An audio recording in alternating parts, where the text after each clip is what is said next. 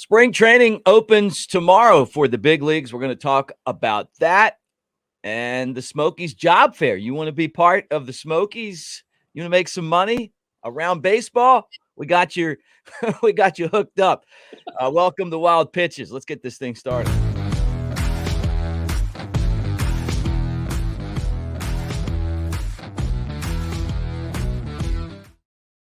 All right, with Aris, I'm Mick. Welcome to Wild Pitches, the Smokies podcast, the official podcast of Smokies baseball. Aris, what's up, dude? Happy days, coming to a close in February, which only means that baseball is really right around the corner, huh? Man, it felt like it was the longest January of my life. Like, it really felt like January was like 3 months, and now February is almost over, and I know that because I've got to make a mortgage payment. I'm sorry to hear that. Yeah, it's like the short months, but no, I was around the house yesterday, and I'm like, I'm gonna miss this right now when baseball season starts, and I'm driving all over the place and back and forth, and not in my bed, and but then at the same time, like, it is so exciting to get ready for baseball season. I mean, to see what we're gonna have, and we don't have to worry about breaking the curse, the disco curse that the Smokies had, right? 45 years without we won the championship. We got a new stadium coming. We get to honor the great old stadium that we're in right now. That's really not that old. And I think it's going to be a really fun year.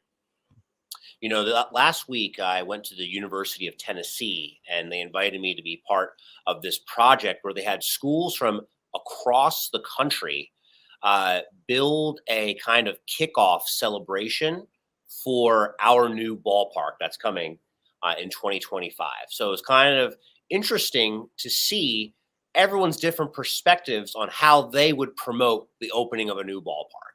And these are schools from all over the country. There was Gonzaga University, Temple University, Maine. Like, there was people from all over, Xavier, literally all across our country. And they were making this hypothetical kickoff to our new ballpark. They came to the University of Tennessee and did their presentations, and they pitched it. Heard some interesting ideas about what people think of us from around the country, actually. So there were some good ideas and some bad ideas. I love the concept of everyone thinks that Peyton Manning is so accessible and just doesn't do anything other than hang out around Knoxville. So they had like, oh, Peyton Manning will be there, throw out the first pitch. He can be part of this charity softball game that can take place before the game and all of that. So that was a little bit unique. And we also had a bunch of people bring up ideas of bringing UT stars and all that, but nobody ever brought up any Smokies alum or, Knox Sox alum to come to the game. Yeah. And it's like, you missed the target on this one, guys. Yes, like, this presentation was happening at the University of Tennessee, but the panel of judges was like myself. It was members of like the local radio and television stations. Who was that? Who was it? Do you remember? I don't remember. No. Okay, because I know a lot of those people. It'd be fun. It would have been fun to just sit back in the class and watch you guys work. So, but it was a lot of fun, like hearing everyone's fresh perspectives on things and get you riled up for baseball for sure. Yeah, well, we're getting close. That's great too. I remember being in college and thinking like that. Like, oh, the people that are there must have all the ideas. Like, you do a project like this, right? And then throughout my career, I realized that just because someone has that job that you want, or they're in charge of an area that you want, like say in broadcasting, like the people that are like in charge of the broadcasts at the big league level, you would figure they'd have, this kind of great knowledge of what's going on and, and all that. And then you meet them and you realize like they need these classes, like they need somebody to give. It's like, these type of skill sets and these type of projects are so helpful for people that are in our spot and up and if you're willing to listen, you could probably figure out a lot from a class like that. Some stuff you didn't like, hey guys, it's a Smokies thing. Peyton Manning's not going to show up and do this, but maybe you could get Fred McGriff. Right. He's one of Knoxville's best players, and when they were the Knox Sox, or excuse me, the Blue Jays. But at the same time, there's other stuff you can learn too, just kind of thinking outside the box, maybe you stumble upon it or whatever. But I think it's great. It was an intriguing case study, very intriguing. What they brought up about, oh, this is what the future of baseball is going to be like and all. It's like, wow, okay, you tell me, what the future of baseball is going to be like. Some groups focus specifically, like all of their marketing efforts were going to be strictly on TikTok and social media. And I just couldn't help but make a comment about, well, all of our games are on radio. Do you think that we should be advertising on the radio? All of our games, can be featured on MLB TV, but we're also featured on television sometimes. Right. We should do any commercials, and it was kind of like an eye-opening thing to these people where it's like, well, didn't even think about that. It's like, well, the majority of the baseball games you watch are they on TV or are they on TikTok? Yeah. So it was kind of an enlightening moment for a couple of them, but it was a lot of fun nevertheless. Yeah, and that kind of is the way that we do it right now. We're on our broadcasts, which you and I are both a big part of. We're on radio, on the Sports Animal, and we're on MILB TV. And one of the biggest things that we've dealt with in our time in minor league baseball is when Major League Baseball took over minor league baseball and basically runs it. And there's a lot more loopholes that you have to go through to do anything now, right? Because it's just a bigger business, and Major League Baseball has to protect itself. Totally get it. But that means that if you have a W flag on the inner part of the ring, it might not be, oh, it's not okay. Oh, wait a second. It's okay, but you got to have this, So there's just a lot of stuff, right? That's the truth. The best thing, as far as my perspective, though, was they come in and they start to be a part of this, and they put our games on the MLB app. So now if you have the MLB app, you can watch Smokies games. So true. So true. And it's great. The way that they kind of upgraded it last year with the Bally Sports app, it's an absolute free thing that you can just download. All you do is type in your email address, create a password, and you can watch any minor league game you want. And with this in conjunction with MLB, where they have featured games of the day. Every single day, there's a featured minor league baseball game. And last year, near the end of our season, we had a lot of Smokies games that were featured on there. Yeah, we were good. Our broadcast is good too. It's the next thing they have to do is they have to make it to where you can listen to our call with the road broadcast, because not every team has invested in the broadcast like we have. And what I mean by that is, some teams, it's just not a priority. It's like a guy straight out of college is on there. Our fans are listening and they're like, man, this is not what we normally get here. And they tell us that. Or maybe they just want the hometown call, which we do all the games. Why wouldn't they be able to get that? But the video aspect of things has gotten so much better since MLB took over that it's worth the investment for us when they do that, right? And then all of a sudden it's like, hey, you know what? Maybe we just will, with them, we'll take it up another notch. Right. Possible. And the funny thing about it is the majority of the teams, at least in the Southern League, they don't bring their play-by-play announcer on the road with them. At least coming here at Smoky Stadium, outside of Rocket City, I don't think anybody came last year. Am I correct on that? Well, Birmingham doesn't travel. Chattanooga doesn't travel. And Mississippi did. I'll give them. Mississippi did. So, I think the teams, and then Montgomery didn't even have a guy after Chris Adams all left. They just had like rotating guys that showed up and took your feed. So these guys just did a case study on the position of minor league broadcaster, and they wanted to know like what everybody got paid and stuff, right? And then they put all Oh, that, they big put all bucks. of that in a in a spreadsheet. They didn't say who got paid what, but they had averages per league. And what was crazy to me is that A ball made more money than double A. Hmm. And triple A made more money than both, but it wasn't like it was like this. And I thought, well, I wonder why that is, just league by league, So like the Southern League, the Eastern League, and the Texas League are the three double A leagues. And then triple A is the Pacific Coast League and the International League, right? And then A ball, like high A, is the Midwest League. And I can't remember what the other one is, but maybe the California League. I don't know. They changed all that They're stuff low. up. California's low now. So California's low, Mhm. Carolina League's low, right? And Yeah. they used to be high. They're low A. And then the Midwest League's huge. I feel like I'm missing one.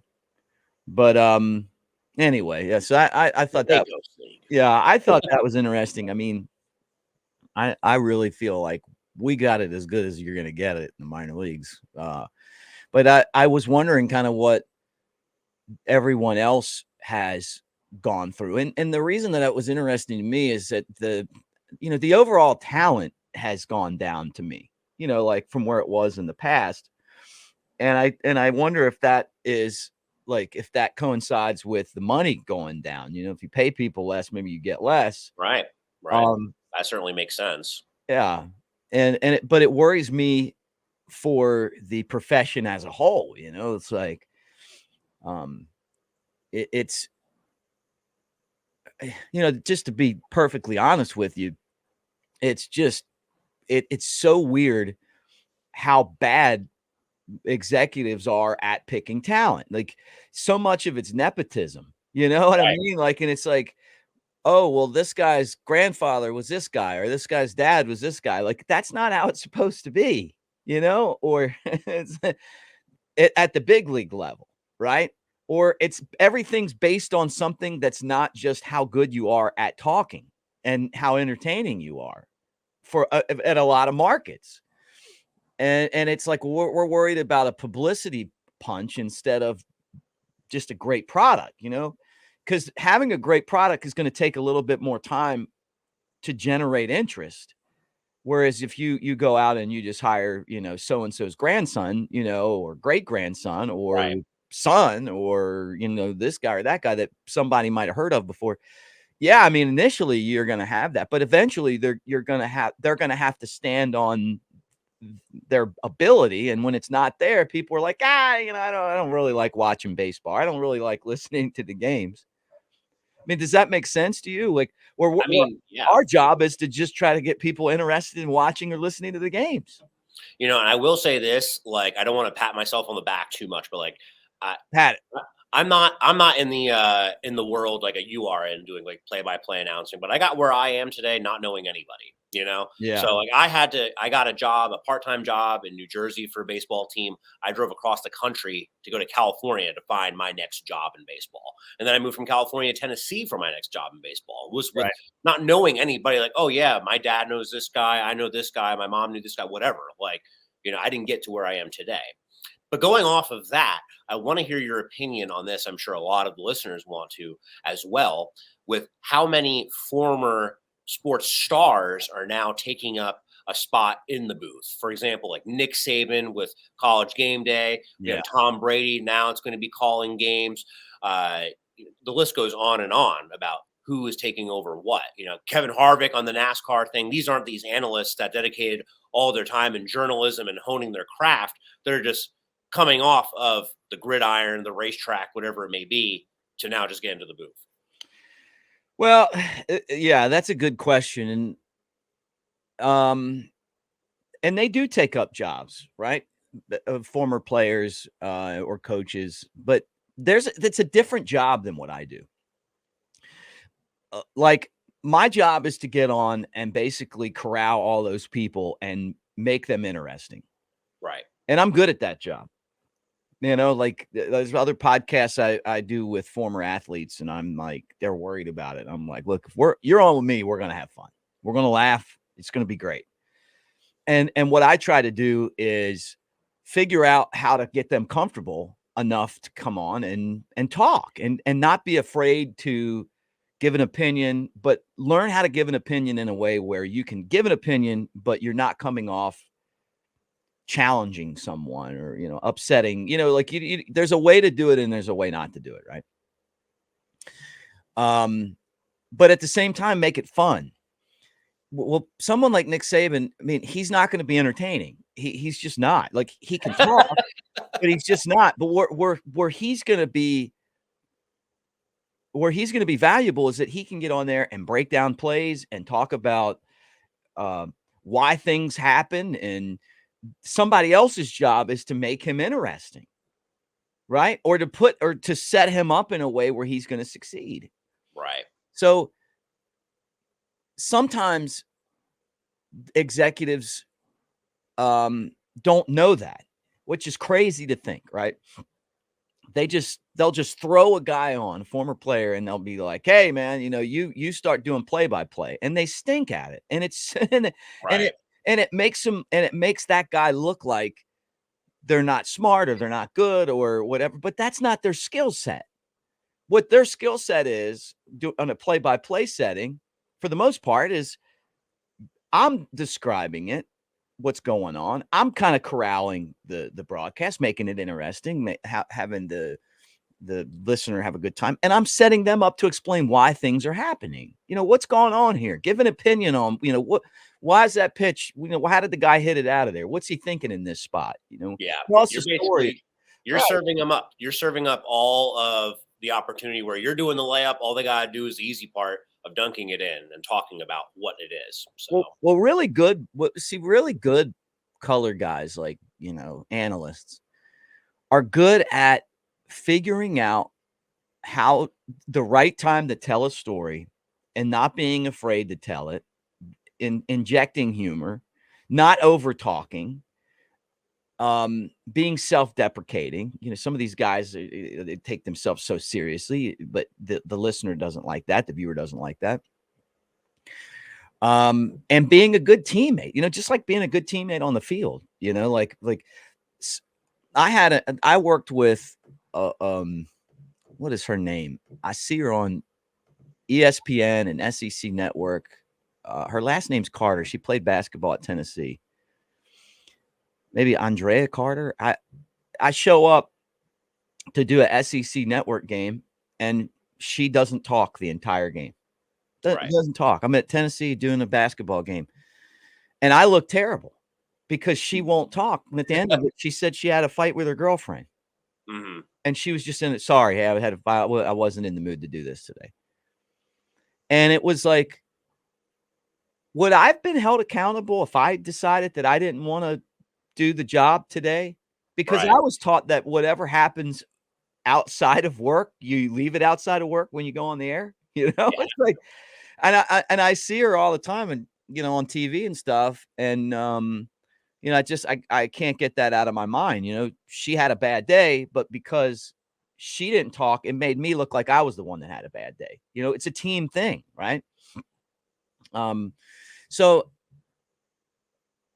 it's when you do this, it's almost like a dance, like you bringing this person on and you're talking and you're working together. If you get someone that doesn't do their job, as a play-by-play guy, you're in a heap of trouble. And I guess they're harder to find than we are because, they get a lot more chances. It's like, Yeah. For um, sure. I think everybody thinks that they can do play-by-play, but, I don't know. I mean, I'm a pretty harsh critic sometimes of people that I don't think are good at it. Um, so And you does need that to be. lead to any perspective? I mean, And you need to be. I mean, you got to hone your craft and take some pride in it and do your very best every single time. And sometimes people are just not going to like you. And what you're going to have to deal with it is like, well, fine. The majority of people do. And I know I'm doing a fantastic job. You've been in this business for so long. Obviously, you know what's going on. So it sounds like people would just have a vendetta against you if they didn't like the way that you called games. So Well, I mean, look, not everybody likes it. I mean, like that's the other part of it. Style is part of it as well. Right. Like right now, the industry's dominated by ESPN, and I find their broadcasts to be like the napping. Everyone tries to sound exactly the same, and it's like I grew up in a world of Howard Cosell and John Madden and Pat Summerall. Like I don't know, Chuck Thompson was my guy at home, Harry Carey, and Vince Gully, and these great broadcasters who made it. Every game was an event because they were so good. And now, you're dealing with executives that are so afraid of getting a negative complaint that they would rather just get someone who's like two slices of white bread with like a piece of ham or turkey in the middle and no mayonnaise. I mean, just as dry as you can. Hey, like nobody can complain about this. It's It's safe. like, Right. yeah, very safe. And it's like that's why people love the NBA, man. Why do you think everybody talks about how good the Charles Charles Barkley? Barkley. I mean, yeah, that guy is Because they hilarious. don't do that there. Yeah, So, they've just back to the formula that we liked as kids. Like, hey, these four guys are gonna get on there, they're gonna duke it out. You're not always gonna agree with what Charles has to say. I mean, he was right. making fun of San Francisco last week and feelings got hurt. But you know what? That's what Charles does, man. I mean, like, it's okay there, and they have the great ratings, and they by far are the best of any of the shows. People are always talking about him, Right. just about what they're talking about. It doesn't have to do with the play that's going on. They're talking about all the funny banter and rapport that they have with one another. So Exactly.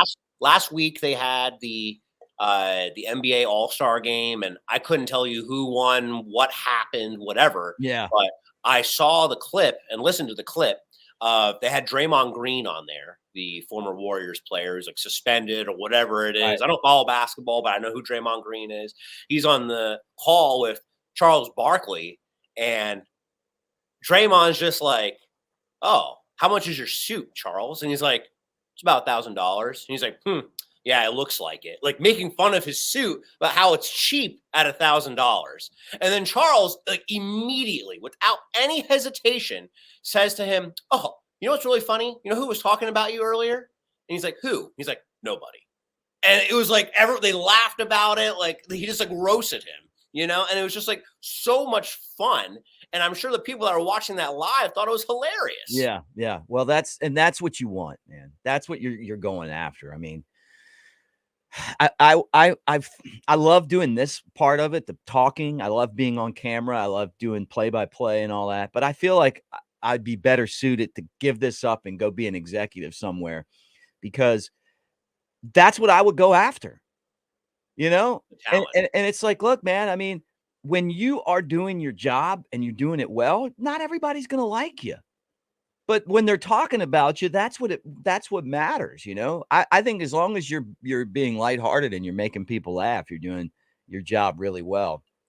Um, and honestly, it's a shame that the world of broadcasting is dominated by ESPN right now because it really has it's just watered down what is one of the true arts that we have in sports. If that's a fair statement.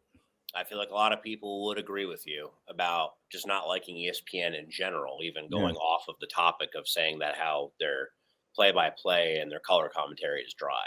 So, Right, or they're picking people to be on the air that and it doesn't have to do with them being the best at being on the air, right. like, there's other reasons why, uh, and I know our country kinda has a history of doing this, but that's not the way you're supposed to do it. Just pick the best person and you'll be fine, that it's definitely caught up with them whether they know it or not.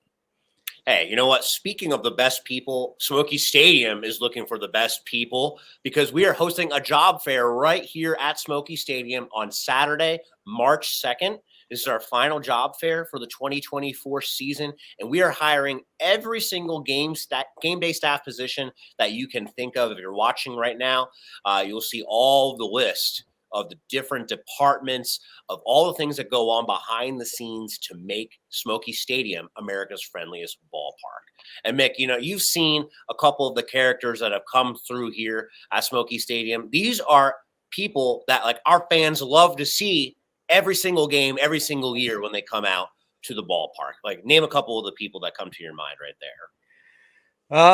Man, well, first off, I mean, it starts with Don Zamia, who's our the late great Don, who I can't even tell you how much I miss him, man. Like coming to the stadium like earlier this month and walking through the elevator and just thinking about him and all like, dude, the guy, I know he called you Harris, but he got my name right for all Yeah, those years. And yeah, to me, I loved him, man. He was like your grandfather. Like he just was like the grandfather of the broadcast, and he was our elevator guy. And if you didn't, if you had to have a pretty good story to come up and see me. He wasn't just going to let you come up and see me, but if you gave him a good story, he'd get you up to me. I can't remember how many times like, feed you something. Yeah, he'd be in the hallway, right?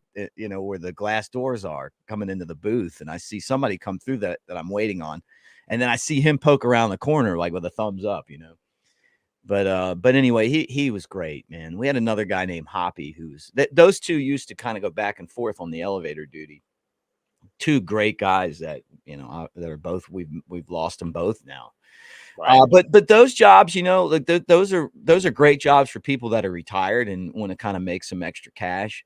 The other part of this too is that a lot of people that want to get into baseball full time that are younger will start these jobs and maybe they begin in concession stands or as a cook or as a picnic attendant or whatever, and then get to know everyone, work themselves up, and then all of a sudden like you're out of college or whatever, and you're working full time for the team, that's or And another team. without like the best example of that comes from Caleb Mills. Caleb Mills, he's the current general manager for the Kingsport Axemen baseball team in the Appalachian League, and he started off right here just as a game day staff in the concession stand. And he busted his butt. He worked hard. He loved being at the ballpark. He became full time as a concessions manager here. So he worked throughout the season, making sure everything was good to go for the upcoming year in the concession stands and all in the food and beverage departments. And then he's worked his way up to become general manager of the Kingsport Axemen. And that is just in a few short years. He did that in 3 seasons. My first job in minor league baseball, I was the on-field host for a team. And so that was definitely just a game day staff role. Worked my way up to where I am today as AGM with the Smokies. But all these opportunities are great. If there's something that you like have a passion in, if it is like if you're interested in being behind the camera, you can be part of our press box staff, camera crew, so you can film the games, get the behind the scenes in the press box, working all the different pieces of equipment. Or, let's say that you already have experience working at Belk or some type of other retail establishment. We're hiring merchandise associates to be in our team store. So that'll be an easy transition for you. And you get a discount, of course, for working in the store and everything like that. Plenty of different opportunities when it comes to it. Bat boys and bat girls we're hiring. I've always, when I was a child, I wanted to be a bat boy. I never had the opportunity. We have those opportunities this season with the Smokies. Were you ever a bat boy, Mick? No, not. I wish I would have been though. I didn't have a team like this in town, so where I could have done it. And the team, the big league team. I mean, I didn't know how to do any of that stuff. I don't even know if I'd have gotten a ride to it, but I would have loved it, man. I mean, those are dream jobs.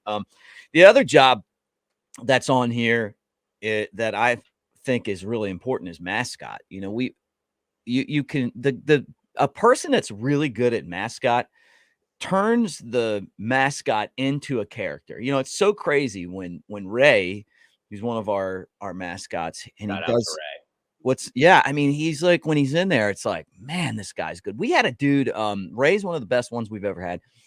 We had another guy who did it.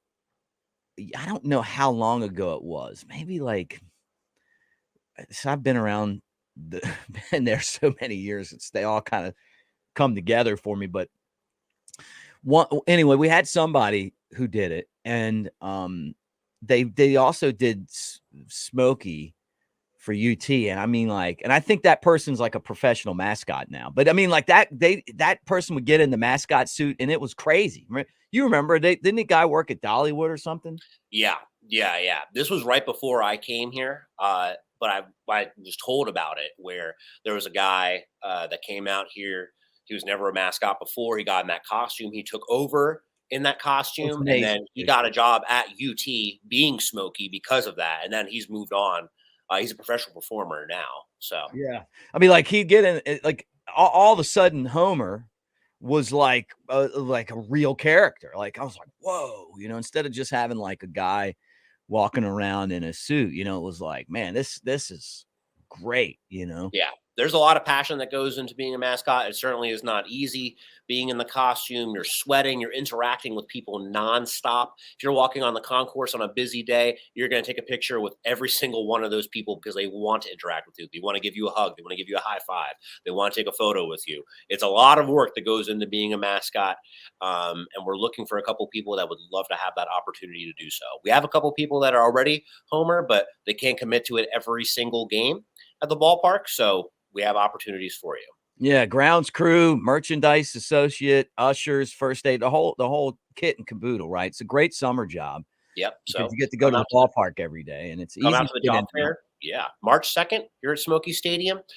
Feel free to bring 2 forms of ID, and we're going to be doing interviews right on the spot with all of the leaders of all the different departments. So I if you see can't make it camera out crew to in the there. game, feel free to send us over an email, info@smokiesbaseball.com. Send over your resume, and we'll love to have it. And I see camera crew in there. Is that would they work for you? Indeed. Yeah. Yeah. So they're the ones that are going to be covering the games. And it's a lot of fun. We have a lot of fun in that press box and getting out there covering the baseball games and, of course, doing the in between inning activities, all the fun cams that we do. So you're the ones that are really bringing the entertainment to the game. Those are the type of stories that fans are going to be talking about when they exit. Like, oh, that was so funny on the Kiss Cam, or that fun game on the field with our kids. Like, that's the type of stuff that are stories that people tell. Yeah. The other thing too, I want to mention before we wrap it up, rally crew. That's like the promo team. That's a fun job for somebody. For sure. Yeah. Those are the young ladies predominantly. Of course, younger guys can enjoy those as well. They're the ones that are signing up everybody for our in between inning contests, pregame, and all of that. They're setting up all of the type of things that go on and following a schedule of what goes on at the ballpark. That's not the baseball game. So, if you're interested in event management, or you're into marketing, you're into promotions, or you just want to have a fun summer job, like this is a great job where you can interact with people, have fun, do some silly things, and you're not doing a lot of grunt work. You're not doing a lot of heavy lifting. You're not really getting dirty. You're having fun and you're interacting with our fans. Awesome. All right, Aris. So I think that does it for this episode of Wild Pitches, the official podcast of the Tennessee Smokies. I guess, well, maybe one thing we should talk about before we get off here. Spring training starts tomorrow, right? Games do. Cubs will play on the 23rd against the White Sox, their first game. You're going to see a lot of former Smokies that are part of this year's spring training roster. Owen Casey was invited. Pablo Aliendo. The Cubs don't have a lot of catching, so Pablo, one of their top catching prospects. Moises Ballesteros, who's going to catch for the Smokies this year, will be there.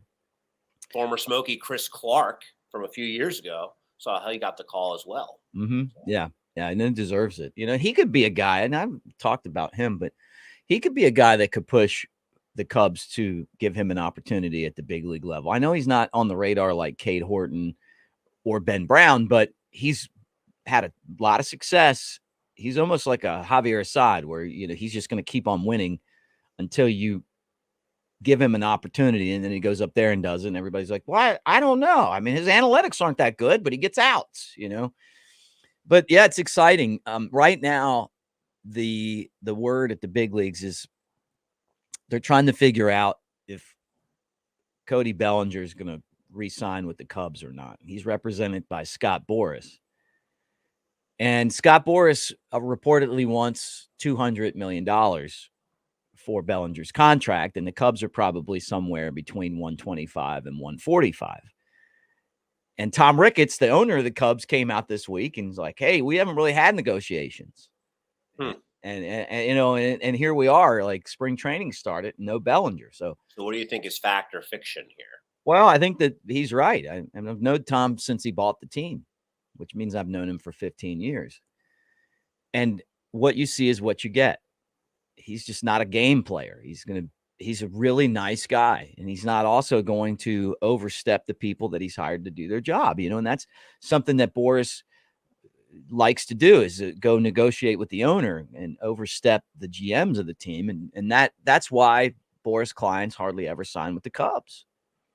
So, that's it's been a really interesting saga, if you will, because basically the market right now for the TV revenue is why baseball players got paid so much money. Right. Because you got all this extra money on these TV contracts. Well, what happened was linear TV's dying. And those TV contracts, a lot of them, the regional sports networks are going bankrupt because they can't get anybody to watch or pay. So they've said, "Hey, this is a bad deal for us." Right. And I think some of that goes back to like I said before, too. I mean, it's not very compelling broadcasting either. But you put all those things together, cord cutting, very boring kind of white bread show. And, in some of these markets. And so now all of a sudden, like, you go from this to this, like, because those teams have lost a big chunk of revenue that they were using to pay contracts. So Scott Boras is still on the assumption that money is there. And he's got 4 other clients besides Bellinger that haven't signed yet. Right. And they're good players, the best players on the market this year. Really the best players on the market out there. Blake Snell, who won the Cy Young, Jordan Montgomery, who helped lead the Rangers to the World Series, JD Martinez hit 33 home runs last year for the Dodgers, Cody Bellinger, and then Matt Chapman, a multi-Gold Glove third baseman. Here we are on February 21st. Yeah, right, and they're not signing. So teams are saying, we don't have. It's not like all of a sudden we're going to have this money. We just don't have it. But Bellinger, the Cubs want him to come back. He wants to come back. There's a big market for him. The fans want him to come back, but it feels like he's not coming back because of, kind of the way that this thing's going right now. But there's nobody else there that's really going after him. I mean, it doesn't feel like he's got 5 other teams that are saying, "Hey, you know what? If the Cubs don't pay it, we'll pay it." Do you think he's going to get the $200 million? No, he's not. But he could get there with incentives and options. But the Cubs want to protect their investment too, and what's different about Major League Baseball contracts compared to the NFL, and the NBA and the NHL, is that they're guaranteed contracts. And when you talk about guaranteed contracts, that basically means that no matter what happens, if you perform the contract out or not, you get paid. So if we had say the Smokies gave us an 8-year contract, but we didn't show up for work tomorrow, we would not get paid. Well, with baseball players, if they get a contract like that and they don't show up, they still get paid. And it could be, 8 years like that. Anthony Rendon situation where he says that baseball isn't one of his focuses, and family's my thing. Baseball, yeah, it's okay. Right. And how fair is that to the person that paid you, an enormous contract? And where's the, in a deal like that, where's the protection for the club? Right. And so, and that's why, like, Jed Hoyer, I think he's done a good job as the Cubs president or general manager. He's really the general manager, but he has the president title.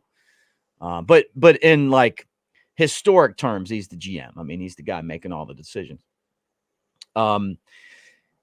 He's when they signed Imanaga from Japan, they gave him the market value, but there's some opt-outs in there. If he doesn't perform, they can get out of it. So I think that Bellinger could get up to $200 million, but I just think that guaranteed money-wise, the Cubs would probably be around 125. I mean, that's where I'm maybe 135, 145 at the most. I just don't think they're going to go over that. And if Bellinger wants to play in Chicago for the Cubs, I think that that's pretty much where it's going to be. I just don't know that the Angels really have the stomach to go give another one of these contracts out when they're dealing with Rendon. Plus, the owner wanted to sell, and now he's not selling anymore. They want to spend money. The Blue Jays were a team that they were talking about. Now they went out and spent a bunch of money. They're saying they're saying the same thing. They don't want to spend money. So you know how it is. Yeah. Yeah. And that's where we land on it today, boys and girls. Thank you so much for joining us here in the Wild Pitches podcast. Feel free to subscribe to us here on YouTube or on Spotify, and be on the lookout for our next podcast, which is coming out next Wednesday, where we're going to be talking about a giveaway item, and we're doing a little bit of a behind-the-scenes tour of the new ballpark downtown.